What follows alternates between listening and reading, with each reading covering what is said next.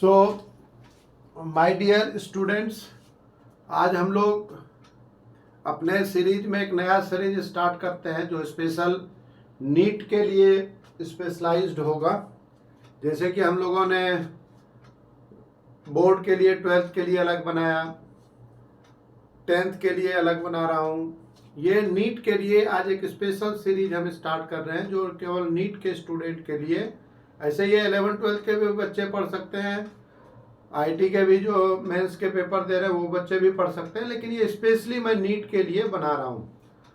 तो देखो, सबसे पहले आप मेरी बात को बिल्कुल ध्यान से सुनना। मुझे पता है कि आप लोग जल्दी जल्दी आगे वीडियो स्किप कर करके देखते हो, लेकिन ये 10 मिनट जो है वो आप जरूर सुनना और उसके बाद आपको लगे कि नहीं ये काफ़ी यूजफुल है, ये डिफरेंट है, जो हमारी स्ट्रेटजी को पूरा कवर करेगा और कम से कम टाइम में हम नीट के सिलेबस को इफेक्टिवली कंपटीशन के हिसाब से कैसे हम उसको स्ट्रेटेजिकल वे में प्रिपरेशन कर सकते हैं। तो देखो, नीट में जैसा कि आपको पता है कि ये 3 पार्ट है। पहले मैं इसको ज़्यादा इम्पोर्टेंस देता हूँ, organic, then physical and then inorganic. तो 3 पार्ट में हम लोग को पूरा प्रिपरेशन करना होता है नीट का। जैसे आपको पता है 45 क्वेश्चंस इंटू 4 मार्क्स, 180 मार्क्स का ये पेपर होता है और ऑलमोस्ट 33%, ऑलमोस्ट प्लस माइनस 2-3-5% ये आप लेके चलो, तो 15 प्रॉब्लम्स ईच होता है। ये कभी कभी plus minus 2-3, plus minus 2, plus minus 2 problems रहता है। तो इसकी स्ट्रेटजी कैसे होनी चाहिए? तो हम चैप्टर वाइज ऑर्गेनिक केमिस्ट्री नहीं करेंगे, है ना। ऑर्गेनिक केमिस्ट्री में क्या होता है कि जब हम नीट के लिए स्पेशली जब हम चैप्टर वाइज करते हैं कि पहले हम नोमेनक्लेचर कर रहे हैं, फिर आइसोमरिज्म कर रहे हैं, फिर जीओसी कर रहे हैं, तो ये तो चलो एक बेसिक कंसेप्ट है, बेसिक चीज़ें हैं जो कि आपके बिल्डिंग ब्लॉक को, मतलब कंसेप्ट को आपको स्ट्रांग बनाता है, फाउंडेशन स्ट्रांग बनाता है। लेकिन जो प्रॉब्लम बेस्ड होता है वो आप देखोगे कि ये जो है रोल ऑफ रिएजेंट के बेसिस पे होता है। तो हम चैप्टर वाइज नहीं पढ़ के रिएजेंट के बेसिस पे हम लोग स्टडी करेंगे। तो मैं आपको बताता हूं कि ऑर्गेनिक केमिस्ट्री को बिल्कुल सिंप्लीफाइड वे में, सिस्टमेटिक वे में कैसे पढ़ना है। तो पहला चीज जो आपको देखना है इसमें, वो ऑर्गेनिक केमिस्ट्री में जो सबसे पहला चीज हम लोग डिस्कस करते हैं यह है जीओसी, जनरल ऑर्गेनिक केमिस्ट्री। तो जनरल ऑर्गेनिक केमिस्ट्री में पहले आप नोमेनक्लेचर को ठीक ढंग से, सीनियरिटी टेबल को बिल्कुल याद करना है आपको। मैं बताऊंगा सबको और मैं कोई हड़बड़ में नहीं, बहुत आराम से, बहुत सिस्टमेटिक वे में छोटे छोटे चीज को एक्सप्लेन करूंगा। लेकिन हमारा जो मेथड होगा वो बिल्कुल साइंटिफिक मेथड होगा, जो स्ट्रेटजी कैसे होनी चाहिए कंपटीशन में। जैसे आपको पता है कि ऑलमोस्ट 20-25 लाख स्टूडेंट के बीच अपियर होता है और उसमें जो इफेक्टिव सिलेक्शन है वो 25,000 के अप्रॉक्सीमेट भी होता है। तो इसलिए आपको स्ट्रेटेजिकल वे में प्रिपरेशन करना है। इसलिए मेरी बात को आप ध्यान से सुनो कि पहले हम लोग जीओसी में नोमेनक्लेचर को डिस्कस करेंगे, फिर आइसोमरिज्म, और आइसोमरिज्म के बाद जो है हम लोग इस पर डिस्कस करेंगे जनरल ऑर्गेनिक रिएक्शन मैकेनिज्म। जो रिएक्शन मैकेनिज्म होता है उसको हम लोग डिस्कस करेंगे कि केमिकल रिएक्शन में रिएक्टेंट प्रोडक्ट में चेंज कैसे होता है। तो ये आपको क्या होगा, बेसिक फाउंडेशन देगा। और बिल्कुल हम लोग जो नीट के स्टैंडर्ड का है, बिल्कुल लोअर लेवल से लेके और हाईएस्ट लेवल तक हर एक तरह के प्रॉब्लम को डिस्कस करेंगे। मोस्ट इंपॉर्टेंट क्या है कि आपका क्लैरिटी ऑफ कॉन्सेप्ट कितना है।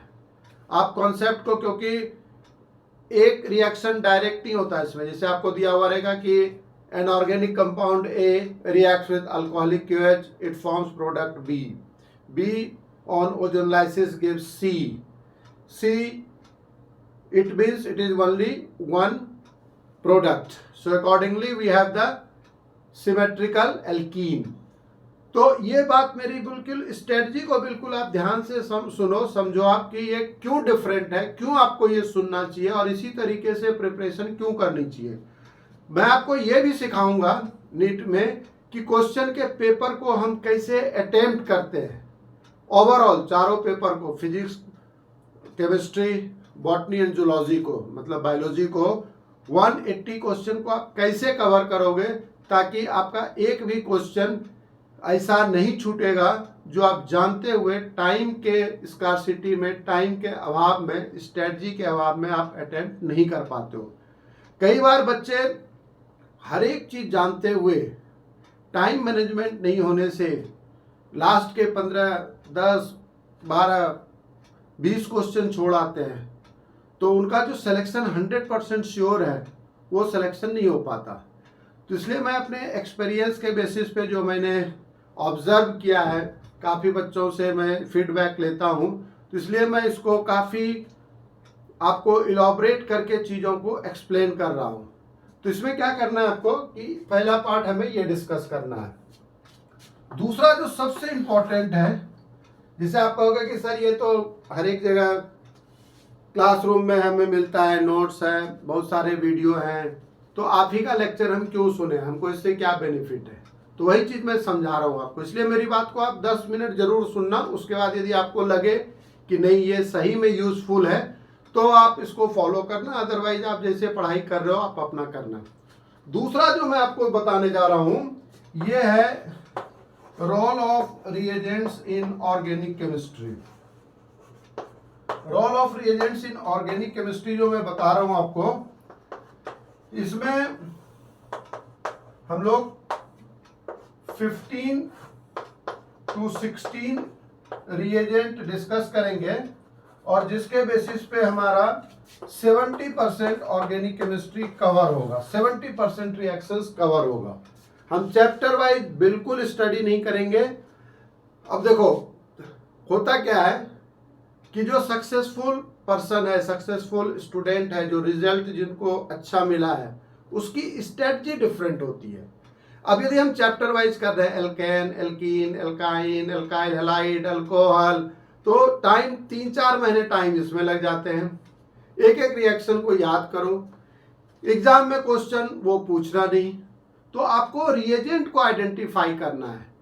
और इसलिए हम बिल्कुल 8 to 10 आवर्स में पूरा का पूरा जो आपका रोल ऑफ रिएजेंट है, 70% रिएक्शन 8 to 10 आवर्स में पूरा कंप्लीट कर देते हैं। यही स्पेशलिटी है हमारे केमिस्ट्री पढ़ाने की। उसी तरह से मैं आपको फिजिकल केमिस्ट्री में भी टिप्स दूंगा, उसी तरह से इनऑर्गेनिक केमिस्ट्री में भी टिप्स दूंगा, स्ट्रेटजी बताऊंगा, ताकि सिस्टमेटिक वे में बिना बिल्कुल हार्ड वर्क किए हुए आप इजीली क्वेश्चन को अटेम्प्ट कर सकते हो। और 30 to 38 क्वेश्चंस जो है वो बिल्कुल जो कंसेप्ट डिस्कस करते हैं उसी के अप्रॉक्सीमेट क्वेश्चंस रहता है, क्योंकि कंसेप्ट्स रिपीट होता है कॉम्पिटिटिव एग्जाम में, क्वेश्चंस जनरली रिपीट नहीं होते। तो रोल ऑफ रिएजेंट जो है वो हम लोग डिस्कस करेंगे, इसलिए मैं चैप्टर वाइज डिस्कस नहीं करूंगा। अब देखो रोल ऑफ रिएजेंट में जैसे मैं आपको एक एग्जांपल लेता हूं ताकि आपको ये चीज समझ में आएगा। जैसे मान लो कि मैं एक सिंपल एग्जांपल लेता हूं पहले, और ये आप इसको अपने सिलेबस में भी हमें ये पढ़ना है और हर एक चैप्टर में ये रिपीट भी होता है। रोल ऑफ कॉन्सेंट्रेटेड H2SO4 कि जब केमिस्ट्री के अंदर किसी रिएक्शन में कॉन्सेंट्रेटेड H2SO4 आएगा तो H2SO4 का क्या रोल है।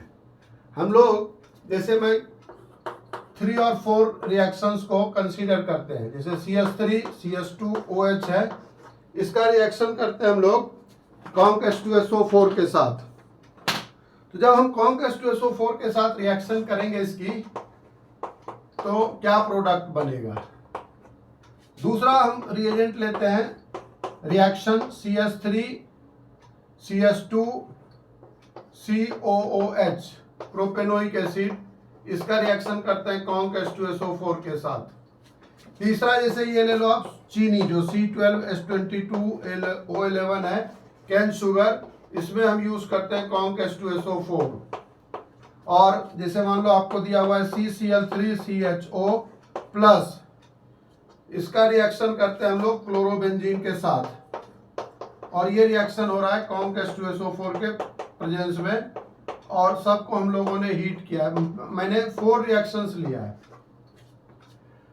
अब जैसे जब हम चैप्टर वाइज पढ़ते हैं, तो जब हम अल्कोहल आएंगे तब ये रिएक्शन पढ़ेंगे, जब कार्बोक्सिलिक एसिड आएंगे तब ये रिएक्शन पढ़ेंगे, जब हम बायोमोलिक्यूल्स में आते हैं तब ये रिएक्शन पढ़ते हैं, और जब हम लोग स्पेशली नीट के लिए जब हम लोग कुछ कंपाउंड अलग से डिस्कस करते हैं, reaction of chlorobenzene with chloral, तब ये रिएक्शन पढ़ते हैं। तो ये बहुत हेक्टिक प्रोसेस हो जाता है। इसी मेथड से जनरली बच्चे प्रिपरेशन करते हैं, हर एक जगह यही मेथड अडॉप्ट किया जाता है चैप्टर वाइज का। तो ये मैंने बिल्कुल डिफरेंट बनाया है। देखो इसमें क्या होता है कि रोल ऑफ रिएजेंट का मतलब हुआ, पहले आप समझ लो, ये बोरिंग चीज नहीं जो मैं बता रहा हूं, ये आपके पूरे कॉन्सेप्ट को चेंज करेगा कि प्रिपरेशन का तैयारी, मतलब हमें कंपटीशन का तैयारी कैसे करना है, हमें प्रिपेयर कैसे करना है। स्ट्रेटजी तो आप जरूर बनाओ, उसी के लिए मैं ये एग्जाम्पल ले रहा हूं। जैसे मान लो कि हमारे नेबर में यदि एम्बुलेंस आती है फॉर एग्जाम्पल, क्योंकि आप डॉक्टर बनने जा रहे हो तो इसलिए मैं ये एग्जाम्पल ले रहा हूँ। तो एम्बुलेंस आती है तो कोई भी बच्चा बता देता है कि अंकल कोई बीमार होगा या भैया कोई बीमार होगा, तो वो उसे कैसे पता चला? क्यों? क्योंकि एम्बुलेंस का मतलब होता है, एम्बुलेंस तभी आएगी जब कोई ना कोई बीमार होगा। अब यदि कहीं मान लो कि मैं कहीं पढ़ाने के लिए जाता हूँ, अब मैंने पूछा गार्ड से कि भाई ये इंस्टीट्यूट मुझे जाना है, इसका एड्रेस बताओ। तो बोला सर आप क्या करते हो? तो मैंने बोला मैं टीचर हूँ। तो टीचर हूँ तो वो समझ जाता है कि भाई ये पढ़ाने के लिए आया, क्योंकि पता है कि टीचर का रोल क्या है। उसी तरह से यदि कहीं पुलिस की वैन आती है तो सबको पता चलता है कि किसी न किसी टाइप का न्यूसेंस हुआ होगा, है ना। तो ये सोसाइटी में हर एक को पता है कि किसका क्या काम है। उसी तरह से केमिस्ट्री के स्टूडेंट होने के नाते आपको ये पता होना चाहिए कि किस रिएजेंट का क्या काम है, और ये रिएजेंट यहाँ क्यों आया हुआ है, इसका क्या रोल है। हमेशा देखो कंपटीशन में अब रटा रटाया क्वेश्चन तो पूछा नहीं जाता, उसमें जो क्वेश्चन सेटर होते हैं उन्हें भी पता है कि हमें डिफरेंट टाइप के स्टूडेंट को कैसे सेलेक्ट करना है। तो आपका जो अप्रोच होना चाहिए वो बिल्कुल एनालिटिकल अप्रोच होना चाहिए। इसीलिए मैंने जो क्वेश्चंस पिछले 25-30 इयर्स के बेसिस पे मैंने एनालाइज किया है, तो मैं ये देखता हूँ ये काफ़ी इफेक्टिव टूल्स है। और बच्चे इसके लिए, ये जो मेथड में पढ़ाता हूँ इसके लिए बच्चे बहुत पागल दीवाने हुए रहते हैं कि नहीं इससे तो पूरा मेरा ऑर्गेनिक का डर जो है वो ख़त्म हो गया। तो मैं पहले ऑर्गेनिक इसलिए ले रहा हूँ कि पहले क्या करो जो आपको टफ लगता है, क्योंकि ऑर्गेनिक में बच्चों को लगता है कि यार बहुत सारी चीज़ें रटनी है, एक चैप्टर करता हूँ दूसरा भूल जाता हूँ, दूसरा करता हूँ पहला वाला भूल जाता हूँ, क्वेश्चंस नहीं बनते। इसी तरह से मैं आपको एरोमेटिक कंपाउंड में भी केवल एक टिप्स बताऊंगा और 80-90% रिएक्शंस आपसे बनने शुरू हो जाएंगे एरोमेटिक कंपाउंड में, जो कि बच्चे 2-2 साल तक याद करते रहते हैं कि ये रिएक्टेंट है, इसका नाइट्रेशन होगा तो ऑर्थोपैरा डायरेक्टिंग है या मेटा डायरेक्टिंग है। इसलिए मैं ये चूंकि नीट का मैं फर्स्ट लेक्चर दे रहा हूँ, इसलिए मैं ओवरव्यू आपको पहले एक पूरा बता रहा हूँ कि इसका रोड मैप क्या होगा। और आप इसको सब्सक्राइब जरूर करना ताकि आपको नोटिफिकेशन मिलते रहे, और मैं डेली कुछ ना कुछ जो बहुत इंपॉर्टेंट है सिस्टमेटिक वे में, यदि सेम दूसरे डे नहीं डाल पाऊंगा तो अल्टरनेट डे जरूर डालूंगा, ठीक है। तो अब देखो मैंने ये 4 रिएक्शंस लिया है। आपको ये पता है कि कॉन्क H2SO4 जो है ये डिहाइड्रेटिंग एजेंट है। Conc H2SO4 acts as dehydrating agent and it removes water molecule. Sulphuric acid का क्या काम है? सल्फ्यूरिक एसिड वाटर रिमूव करता है। तो वाटर रिमूव करता है तो ये जैसे OH ग्रुप है और जिस कार्बन से OH अटैच है उस कार्बन के एडजेसेंट कार्बन का जो हाइड्रोजन है उससे एक हाइड्रोजन रिमूव होगा। ऑर्गेनिक केमिस्ट्री बिल्कुल सिंपल है। देखो इसमें आपको पता है कि जब वाटर रिमूव होगा तो दो कार्बन से, एक कार्बन से OH और एडजेसेंट वाले कार्बन से H रिमूव होगा। क्यों? क्योंकि जब दो सिग्मा बॉन्ड रिमूव होता है तो एक पाई बॉन्ड का फॉर्मेशन होता है, ये कहलाता है एलिमिनेशन रिएक्शन। तो ऑर्गेनिक केमिस्ट्री को यदि बिल्कुल सिंपल करना है आपको तो कार्बन की 4 वैलेंसी को हमेशा सेपरेट 1 बाय 1 लिख लो। जहां सिंगल बॉन्ड है सिंगल बॉन्ड से, जहां डबल बॉन्ड है डबल बॉन्ड से, उसका स्ट्रक्चरल फॉर्मूला आप लिख लो, ये बिल्कुल इजी हो जाएगा। तो मैं क्या कर रहा हूं इसको कि ये जो CH3 CH2OH है इसको मैं एक्सपेंड करके लिख रहा हूं। कार्बन की वैलेंसी को ऐसे दिखा रहा हूं कि ये CH3 CH2OH है और कॉन्क H2SO4 का काम क्या है? वाटर रिमूव करना। ये वाटर रिमूव कर देगा, यहां से H और OH रिमूव हुआ। जब वाटर रिमूव होगा, दो सिग्मा बॉन्ड रिमूव हुआ, एक सिग्मा बॉन्ड यहां से एक सिग्मा बॉन्ड यहां से, तो इसमें क्या होगा? ये पाई बॉन्ड फॉर्म होगा, CH डबल बॉन्ड CH2, ये बन गया इथीन। क्या हो रहा है? वाटर रिमूव हो रहा है। अब जो सेकेंड रिएक्शन हम लोग लिए हुए हैं ये है प्रोपेनोइक एसिड। अब प्रोपेनोइक एसिड है तो प्रोपेनोइक एसिड से भी वाटर रिमूव होगा। अब आपको ये देखना है कि ये क्या है? ये एसिड है। तो एसिड में अल्कोहल के केस में क्या हुआ कि ये OH था और इसके एडजेसेंट पोजीशन से क्या रिमूव हुआ? हाइड्रोजन रिमूव हुआ, तो यहां एल्कीन बना। अब जैसे दूसरा हम लोग ले रहे हैं, ये प्रोपेनोइक एसिड है, तो प्रोपेनोइक एसिड के स्ट्रक्चर को मैं एडजेसेंट, मतलब जैसे ये CH3 CH2 एक्सपेंड करके लिख रहे हैं CH2OH, तो यहां ये OH यदि रिमूव होता है एक जगह से तो दूसरा जो कार्बन है ये डबल बॉन्डेड कार्बन है। तो डबल बॉन्डेड कार्बन है तो ये हाइड्रोजन रिमूव नहीं होगा यहां से। कुछ तो common sense normal general principle apply करना है हमें, तो इसलिए हम लोग क्या करते हैं इसमें हम लोग 2 मॉलिक्यूल लेते हैं, इसका एसिड का 2 मॉलिक्यूल यूज करते हैं। और जब 2 मॉलिक्यूल यूज करेंगे तो एसिड से जब हम वाटर रिमूव करते हैं तो एसिड एनहाइड्राइड का फॉर्मेशन होता है। तो ये किसका काम है? ये सल्फ्यूरिक एसिड का काम है। सल्फ्यूरिक एसिड क्या करेगा? हर एक पॉसिबल जगह से वो वाटर मॉलिक्यूल को रिमूव करता है। तो जब हम लोग एसिड, जब आपका कंपाउंड में ये सिंगल कंपाउंड दिया हुआ है, मतलब एक मॉलिक्यूल के बदले यहाँ हम लोग क्या करेंगे? 2 मॉलिक्यूल यूज कर लेंगे। क्यों? क्योंकि रिएक्शन में क्या होता है? रिएक्शन में हमें 1 मोल ऑफ सब्सटेंस दिया रहता है। प्रॉब्लम में, एग्जाम में, क्वेश्चन पेपर में यहाँ 2 लिखा हुआ नहीं रहेगा, लेकिन आपको पता है कि कॉन्क H2SO4 है तो ये तो वाटर तो रिमूव करेगा, तो वाटर रिमूव करेगा तो इसका 2 मॉलिक्यूल हम लोग यूज करते हैं। तो 2 मॉलिक्यूल जब यूज करेंगे तो एक OH से और एक से H रिमूव होगा, वाटर रिमूव हो गया। कौन रिमूव कर रहा है? तो कॉन्क H2SO4। कॉन्क H2SO4 का काम ही है वाटर रिमूव करना, तो ये क्या करेगा? यहां से वाटर रिमूव हो गया, तो ये जो प्रोडक्ट है ये हुआ CH3 CH2 COO CO CH2 CH3, इससे आपको सिमेट्रिकल एनहाइड्राइड मिलता है। ठीक है, नाम कैसे लिखोगे आपका इसका? IUPAC name. तो जो सेंट्रल ऑक्सीजन है उसको रेफरेंस मान के आप इसको कंसीडर करो कि ये 2 पार्ट में डिवाइड कर रहा है। आप दोनों side number of carbon count कर लेंगे, 1 2 3, इधर भी 1 2 3।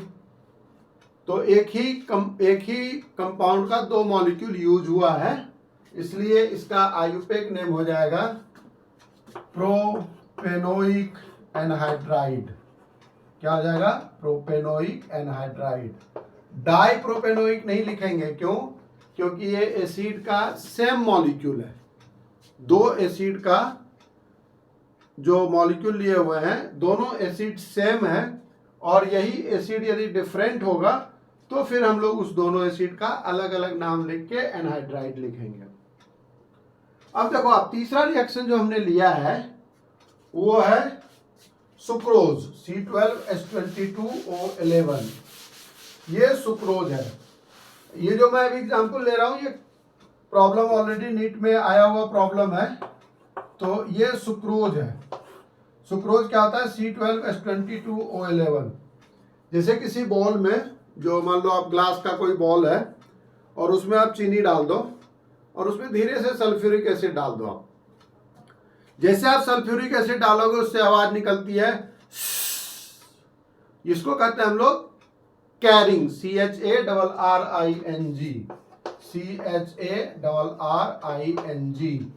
इससे ये कार्बन अलग हो जाएगा और जितना वाटर है सारे रिमूवल वाटर मॉलिक्यूल रिमूव हो जाएंगे। तो इसमें हो जाएगा 12C + 11H2O। तो जो वो बॉल है उसमें कार्बन ब्लैक केवल बचा रह जाएगा, वाटर जो है वो बाहर इवापोरेट होके, इसलिए जल जाता, लगता है चीनी जल गया है। कार्बन ब्लैक कहते हैं इसको हम, कार्बन ब्लैक। अब जो नेक्स्ट रिएक्शन मैंने लिया है वो थोड़ा सा आपको समझाने के लिए लिया है कि आप इसमें कैसे, जो नेक्स्ट रिएक्शन है इसमें CCl3CHO, इसका कॉमन नेम है, इसको कहते हैं क्लोरल, और इसका नाम है क्लोरोबेंजीन। ये तो पता ही है सबको। अब यहां से कैसे वाटर रिमूव करोगे आप?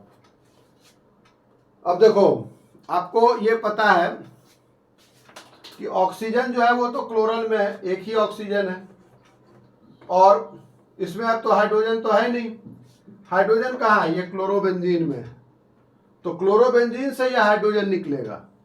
अब ये रिएक्शन कैसे लिखते हैं हम लोग, थोड़ा सा इसको लिखने का तरीका भी सीखना है कि ये CCl3CHO है।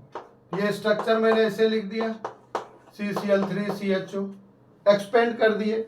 सारा पूरा का पूरा खेला तो जो स्ट्रक्चर है उसके एक्सपेंशन पे ही है।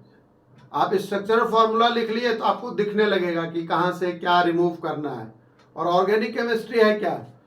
तोड़ना और जोड़ना, जिसको आ गया उसके लिए प्रोडक्ट बनाना, आंसर निकालना बहुत इजी है। तो ये हुआ क्या, ये क्लोरल है और इसका रिएक्शन करते हैं क्लोरोबेंजीन से। अब देखो आप, ये क्लोरोबेंजीन है। अब यहां से क्या होगा, जो हमारा ये हाइड्रोजन है वो एक हाइड्रोजन यहाँ पर है, क्लोरोबेंजीन में एक हाइड्रोजन, बेंजीन रिंग से तो एक ही हाइड्रोजन निकलेगा।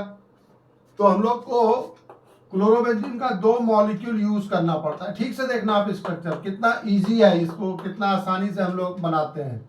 ये वाटर निकाल दिए, ये वाटर निकल गया।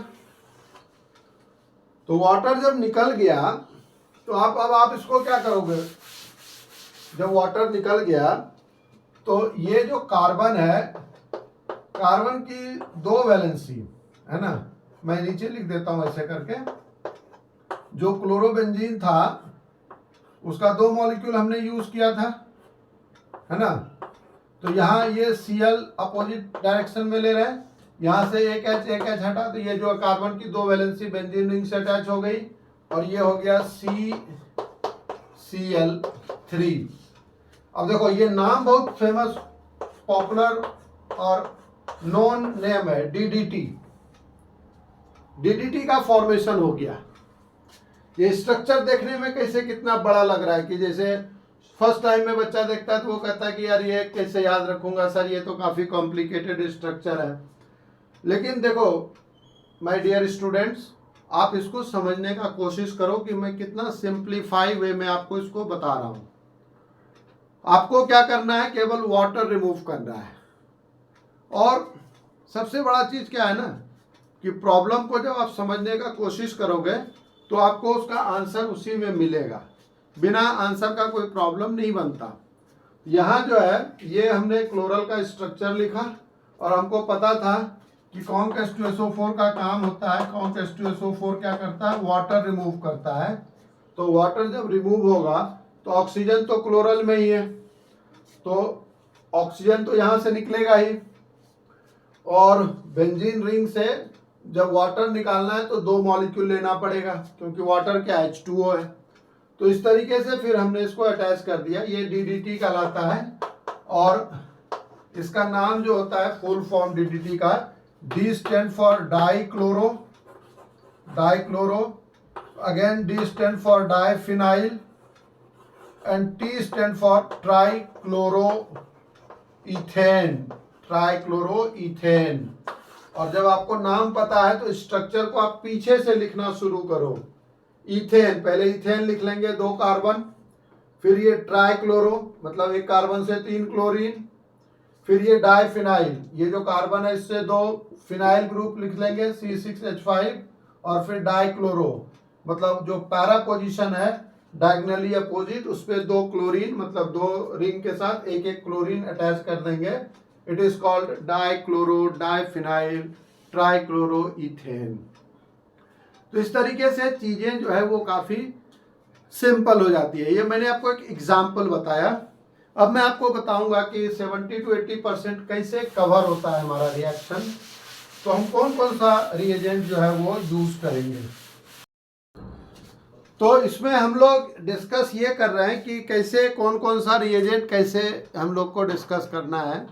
तो देखो जनरली एक प्रॉब्लम जो मतलब ज़्यादा चांस होता है आने का, मैं कोई ये नहीं कहूँगा कि 100% आता ही है, लेकिन मैक्सिमम चांस है कि एक problem role of conc H2SO4 and P2O5 से होगा। कॉन्क H2SO4 भी डिहाइड्रेटिंग एजेंट है और P2O5 उससे स्ट्रॉन्ग डिहाइड्रेटिंग एजेंट है। कंबाइंड स्टेट में जब कॉन्क H2SO4 वाटर रिमूव नहीं कर सकता तो वहाँ P2O5 it acts as dehydrating agent and it removes water molecule. उसके बाद दूसरा जो श्योर है ज़्यादा चांस आने का रहता है वो है रोल ऑफ ग्रिग्नार्ड रिएजेंट।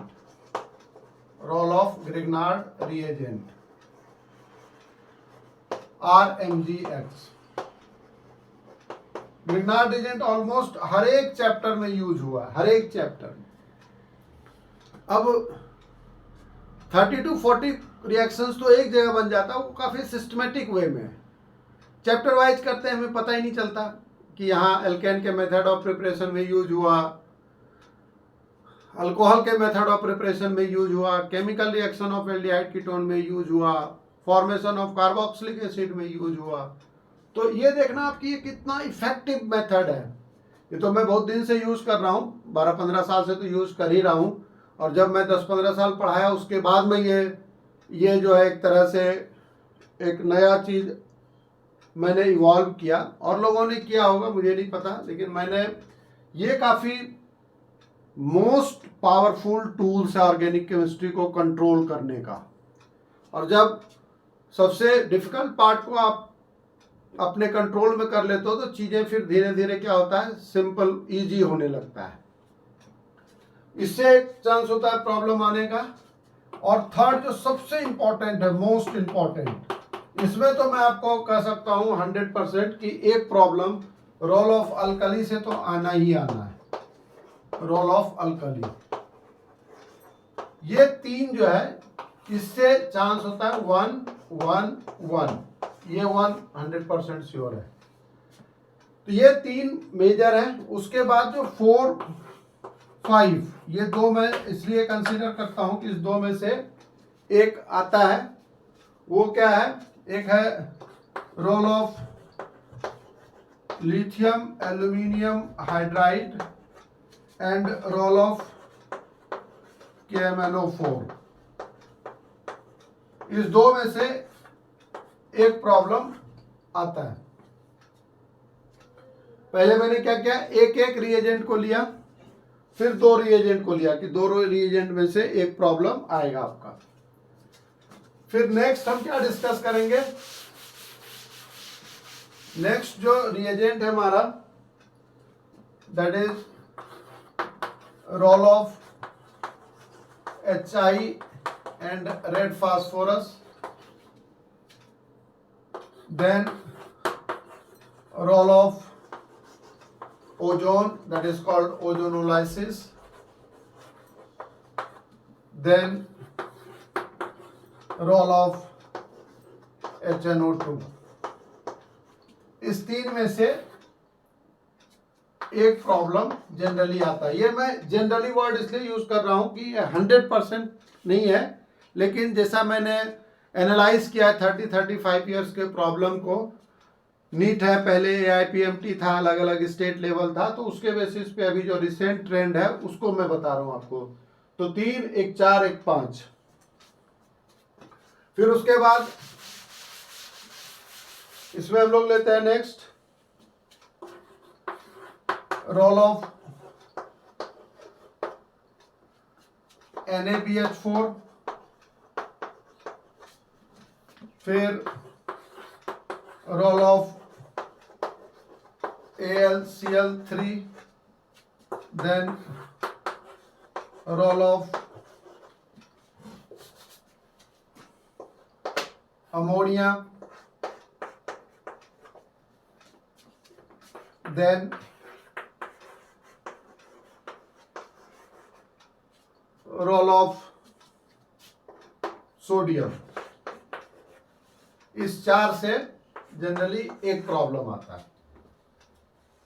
मैंने पहले क्या किया, एक लिया, फिर 2 रिएजेंट को लिया, फिर 3 को लिया, फिर ये 4 को लिया, और ये 5वां जो लास्ट है तो उससे फिर सारे ये कवर हो जाते हैं। ऑलमोस्ट 70% रिएक्शन, ऑलमोस्ट मैं बोल रहा हूँ 75 भी हो सकता है, 80 भी हो सकता है। उसके बाद जो 13 नंबर है हमारा, वो है रोल ऑफ SeO2, फिर है रोल ऑफ ड्राई HCl, फिर आपका role of HiO4, then roll of H2O2, and then roll of OSO4। तो ये 17 रिएजेंट जो मैं आपको क्लास बाय क्लास डिस्कस करूंगा, और इसमें ज्यादा नहीं, 7-8 लेक्चर में ये पूरा कंप्लीट हो जाएगा। 70%, 75, 80% ऑर्गेनिक रिएक्शंस आपके टिप्स पे होगा। याद करने की जरूरत नहीं है, इसको समझना है, और उसके बाद आप किसी भी ईयर का प्रॉब्लम ऑर्गेनिक केमिस्ट्री का, या किसी भी बुक से, किसी भी जो डिफरेंट इंस्टीट्यूट के फाइल्स होते हैं, मतलब जो आपका स्टडी मटेरियल होता है, कोई भी बुक है, वहां से आप डायरेक्ट उठा के प्रॉब्लम सॉल्व कर सकते हो 10वें दिन, 10th day, without going through all individual chapter from class 11 to class 12, alkane, alkene, alkyne, then aromatic hydrocarbon, फिर 12th में चले आप alkyl halide, aryl halide, alcohol, phenol, ether, aldehyde, ketone, carboxylic acid, derivative. NEET के लिए तो और अलग से dihydric alcohol, trihydric alcohol, chloroform, carbon tetrachloride, बहुत सारे चीज़ों को पढ़ना पड़ता है। शुरू में मैं भी पढ़ाता था बच्चों को, क्योंकि बाद में मैंने रियलाइज किया कि ये एक ही रिएजेंट तो बार बार हर एक चैप्टर में यूज हो रहा है, तो क्यों ना कुछ ऐसा ट्रिक्स बनाया जाए, कुछ ऐसा चीज़ को इवॉल्व किया जाए ताकि बच्चों के लिए काफ़ी ईजी हो जाए, काफ़ी सिंपल हो जाए। तो ये काफ़ी डिफरेंट अप्रोच है। मैं कभी भी चैप्टर वाइज नहीं पढ़ाता, और उसमें चैप्टर वाइज में टाइम भी ज़्यादा लगता है, प्रॉब्लम भी अल्टीमेटली सॉल्व नहीं होना, बच्चे पजल हो जाते हैं, सबको ज़्यादा डिफिकल्ट ऑर्गेनिक ही लगता है, इसलिए मैं पहले ऑर्गेनिक लिया। जब डिफिकल्ट चीज़ इतना सिंप्लीफाइड वे में आपको बता रहा हूँ, तो जो सिंपल चीज़ आपको जिसको सिंपल समझते हो, वो तो फिर 1-1 घंटे में फिजिकल में जैसे सॉल्यूशन है, इलेक्ट्रोकेमिस्ट्री है, वो सब 4-5 कंसेप्ट होता है, उसी कंसेप्ट पे पूरा चैप्टर जो है वो रिवॉल्व करता है, उसी के सराउंडिंग वो मूव करता है। ये हुआ ऑर्गेनिक केमिस्ट्री का। उसके बाद जैसे पहले मैंने आपको बताया जीओसी, दूसरा बताया ये रोल ऑफ रिएजेंट। तीसरा जो है, जब आप ये कर लोगे तब जो भी बुक है आपके पास, एनसीईआरटी है या जो भी अलग अलग रेफरेंस बुक है, किसी भी इंस्टीट्यूट का स्टडी मटेरियल है, वो जब आप चैप्टर वाइज पलटोगे तो आपको लगेगा 80% रिएक्शन ऑलरेडी आपका कवर्ड है, 80% रिएक्शंस उसमें आ रहा है। आपको लगेगा फिर जैसे कि एक दो रिएक्शन जो स्पेसिफिक रिएक्शन है, नेमिंग रिएक्शन है, वो सब चीज जो है अलग से एक एक पेज में आपका चैप्टर कंप्लीट होते जाएगा। तो ये हो गया पूरा ऑर्गेनिक केमिस्ट्री। अब दूसरा हम लोग डिस्कस करते हैं फिजिकल केमिस्ट्री। देखो फिजिकल केमिस्ट्री में पूरा का पूरा जो की है, जो मास्टर की है, वो है मोल कंसेप्ट। तो मोल कंसेप्ट को हम लोग काफी डिटेल में जो है, जिसको बेसिक कंसेप्ट इन केमिस्ट्री है, बेसिक कंसेप्ट जैसे एनसीईआरटी में नाम लिखा हुआ है 11th क्लास में, some basic concept in chemistry. तो पहला चैप्टर ये काफी डिटेल में डिस्कस करना है। मोलालिटी, मोल फ्रैक्शन, ये सब तो जानते ही हो आप। इक्विवेलेंट वेट को, नॉर्मलिटी को बिल्कुल क्लैरिटी के साथ समझना है, क्योंकि इक्विवेलेंट वेट हर एक चीज का अलग अलग निकलता है। फिर दूसरा यहां से हम डायरेक्ट आ जाते हैं किस पे, इक्विलिब्रियम पार्ट पे। स्टूडेंट बोलता है कि सर आप इक्विलिब्रियम पे डायरेक्ट लास्ट पे क्यों आ रहे हो आप? चैप्टर वाइज का मतलब ये नहीं कि उसका, हाँ, जब हम मोल कंसेप्ट नहीं जानेंगे तब इक्विलिब्रियम का प्रॉब्लम सॉल्व करने में आपको डिफिकल्टी होगी, लेकिन प्रॉब्लम आता ज्यादा इससे है, टफ भी लगता है बच्चों को यही इक्विलिब्रियम। पहले जो टफ पार्ट है वो आप करो ना, इजी वाला तो अपने आप हो जाएगा, क्योंकि उसी में वो इंक्लूड है। फिर हम लोग डिस्कस करेंगे इसमें रिडॉक्स रिएक्शन। जैसे आप रिडॉक्स रिएक्शन करोगे, इलेक्ट्रोकेमिस्ट्री साथ साथ आ जाएगा। ऐसे आप, मैंने जो 12th क्लास में डाला है उसको भी आप देख सकते हो, लेकिन नीट के लिए तो मतलब 12th से बहुत एक्स्ट्रा चीज डालेंगे, उसमें और ज्यादा टिप्स बताएंगे, है ना। तो ये 2 चैप्टर इसमें कवर हो गया। फिर आप इसमें आ जाओ सॉल्यूशन चैप्टर। सॉल्यूशन करने के बाद फिर ये 5th आ जाएंगे इसमें केमिकल काइनेटिक्स। उसके बाद फिर जब केमिकल काइनेटिक्स कर लिए तब आप आ जाओ इसमें थर्मोडायनेमिक्स में।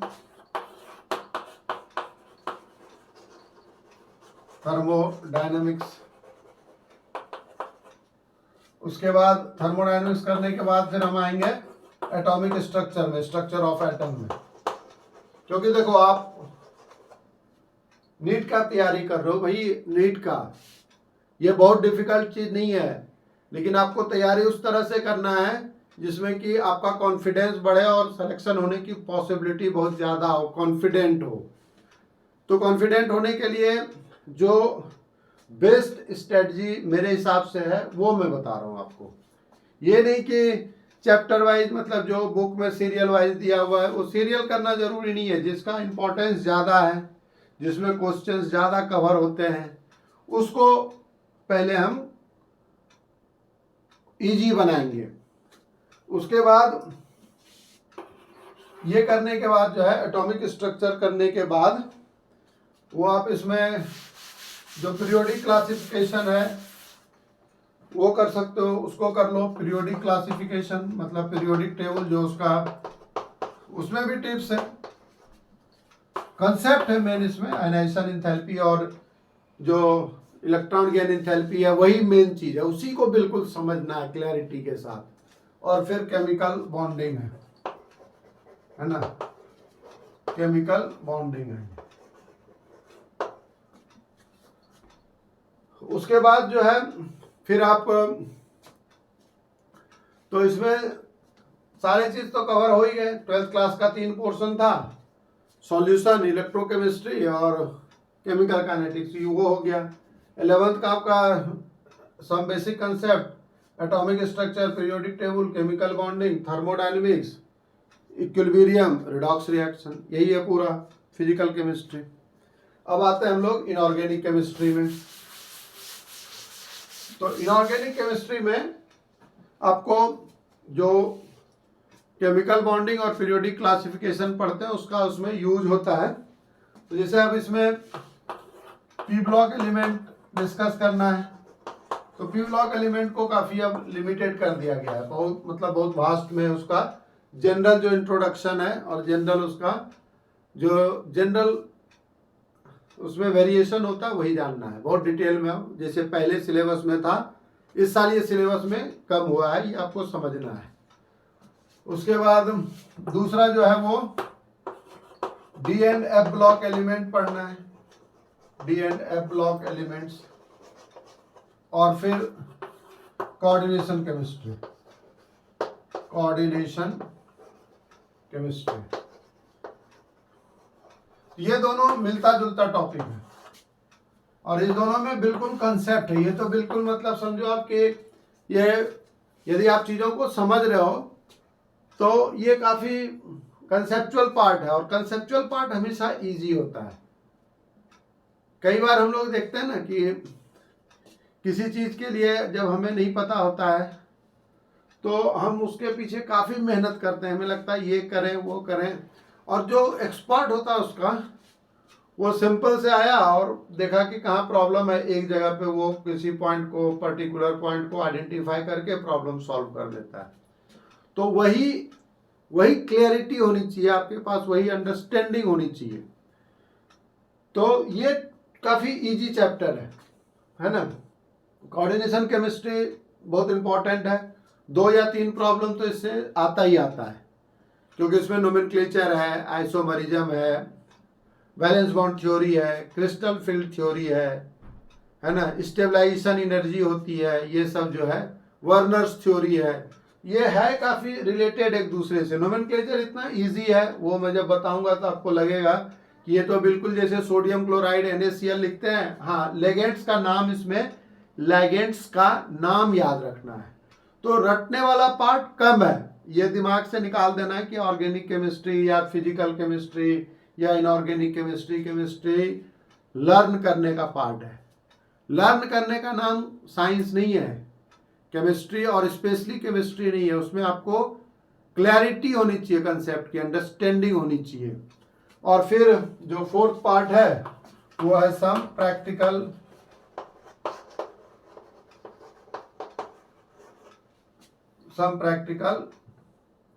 एक्सपेरिमेंट्स जो होता है उसमें, जो उससे जैसे उसमें जैसे ग्रुप एनालिसिस है कि किस ग्रुप में कौन सा रिएजेंट है, जो प्रैक्टिकल केमिस्ट्री करते हैं हम लोग। सम प्रैक्टिकल एक्सपेरिमेंट और प्रैक्टिकल केमिस्ट्री जो यूज होता है, सम प्रैक्टिकल केमिस्ट्री और एक्सपेरिमेंट्स, यही पूरा इंटायर सिलेबस है।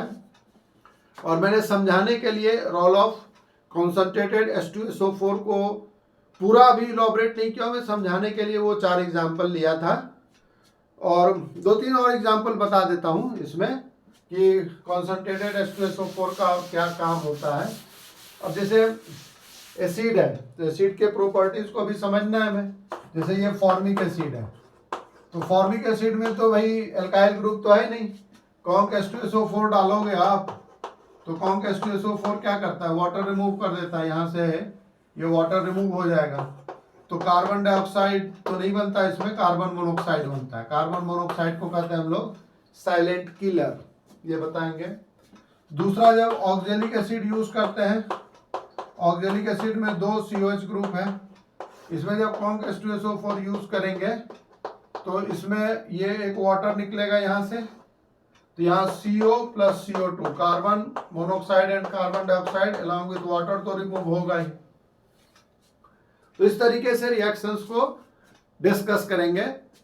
तो ये जो है ये आपका पूरा स्ट्रेटजी, इसको बिल्कुल आप मिस मत करना, इसको 2 बार 3 बार जो है आपको ये चीज दिमाग में बिठाना है। क्यों? जब आप एक आपके पास फ्रेमवर्क होगा, देखो आप कंपटीशन compete करने के लिए जा रहे हो, आप कितना चीज जानते हो ये जरूरी नहीं है, जो चीज नहीं जानते हैं वो ज्यादा जरूरी है। इसीलिए स्ट्रेटजी ऐसी होनी चाहिए जो कम से कम एफर्ट लगा के मैक्सिमम रिजल्ट अप्रोच कर सके। हम एफर्ट तो लगाना ही है, मेहनत तो हार्ड वर्क करना ही है, उससे कौन डिनाई कर रहा है। लेकिन कई बार क्या होता है कि मान लो मैं 20 किलोमीटर पर आवर दौड़ता हूँ और कोई दूसरा मेरा कलीग है वो 10 किलोमीटर पर आवर दौड़ता है, लेकिन उसे ये पता है कि डेस्टिनेशन तक पहुंचने के लिए उसका शॉर्टकट रास्ता क्या है, अच्छा रास्ता कौन सा है। मुझे एक रूटीन रास्ता पता है, मुझे पता है कि भाई ठीक है ये सीधा रोड ऐसे जाती है फिर आगे जाके मुड़ेगी। मुझे उतना उसके बारे में, उस एरिया के बारे में उतना एनालिसिस नहीं है।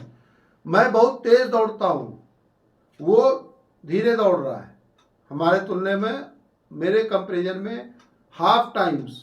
मैं 20 किलोमीटर पर आवर दौड़ रहा हूँ, वो 10 किलोमीटर पर आवर दौड़ रहा है। लेकिन जीत किसकी होती है? मेरे कलीग की, मेरे फ्रेंड की जीत होती है। क्यों? क्योंकि उसको पता है कि उसका शॉर्टकट रास्ता क्या है।